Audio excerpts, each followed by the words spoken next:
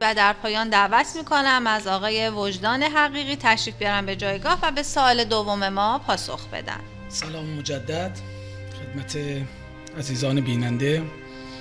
ای کاش این تریبون دو طرفه بود، یعنی یه تلویزیون تعاملی بود.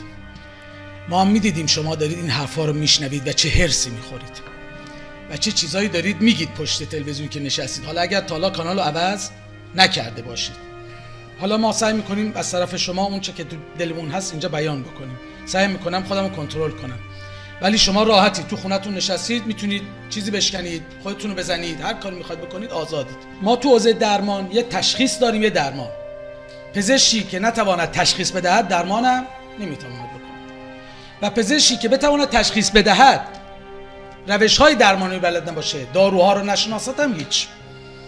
عزیز دلمون جناب آقای مرادی به درستی گفتن قاچاق سوخت 5% مردمه. اوکی، پس چرا راهکار میفرمایید باید بریم اشتغال خرد ایجاد بکنیم؟ من چه بکنم با این روش تشخیص جناب عالی؟ حالا تو کمیسیون انرژی مجلس هم هستید، باید چه بکنیم؟ به مردم رو میکنید میگه آقا باید اقتصاد خرد مردم. خب اگه اشتغال خرد درست بشه این که 5% اثر داره، راهکارتون برای اون 95% چی بود؟ میفرمایید بیاین کمک کنید به هم دیگه. حاج آقا شما 8 سال بودید، ما بریم شما کمک کن به ما، چه کاریه؟ دو امدادیه، شما رسی به ایستگاه خودت چوب بده نفر بعدی بره. خب چرا این همه؟ من پیشنهاد دارم میدم. اولا موضوع قاچاق تو کل کشور هست، تو استان هرمزگان باید متفاوت باشه، اصلا اسمشو باید عوض کنیم. چطور اینجا بهش میگن چاکچی، اونجا بهش میگیم کولبه؟ این چه حرفیه؟ تا ما یادمون میاد از بچگی بازار بندرعباس از استانهای دیگه میمدن اینجا خرید میکردن، کالای تعلنچی بود، تو بازار بود، حوزه گردشگری سودی داشت. بابا ما پسرفت کردیم، یه نفر اومد گفت به عقب بر نمیگردیم، اتفاقا برگشتیم با سر داریم میریم عقب. که گفتم سینما داشتیم ما 35 سال پیش، 3 تا سینما داشتیم، الان چی؟ چه کار کردیم روی رسوب کالای قاچاق؟ آقا مدعی شده دولت میگه آقا مردم وایسید من پا میذارم رو سر شما، این لامپو میچرخونم که تاریکی روشن بشه. آقا تو نتوانستی روشن کنی، لطفا پاتو رو سر من بردار. اگر موضوع قاچاق سوخت رو حل کردی، قاچاق کالا رو حل کردی، سلامنا. حالا که نتونستی خب ول کن مردم یه لقمه نون بخورن تو استان هرمزگان.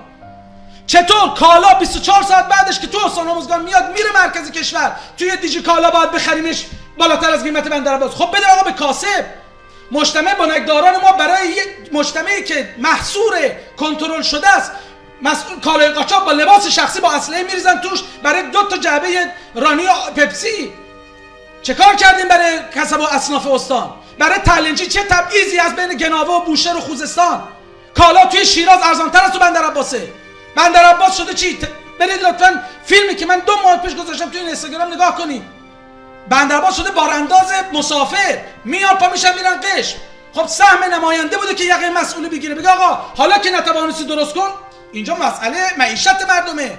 یا سفار بود طرف میرفت کار تجارت میکرد، یا صیاد بود، صیادی که پدرشو در آوردیم، حالا تازه یه مجوزی دادیم، اونم دیگه تهشو در آوردن صید ترال.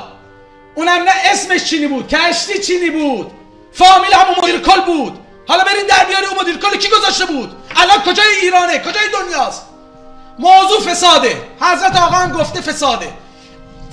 خطر فساد به اندازه از دست رفتن تمام دستاوردهای انقلابه. این جمله آقا. چه دستاوردهایی داشتیم؟ به باد بدیم با فساد.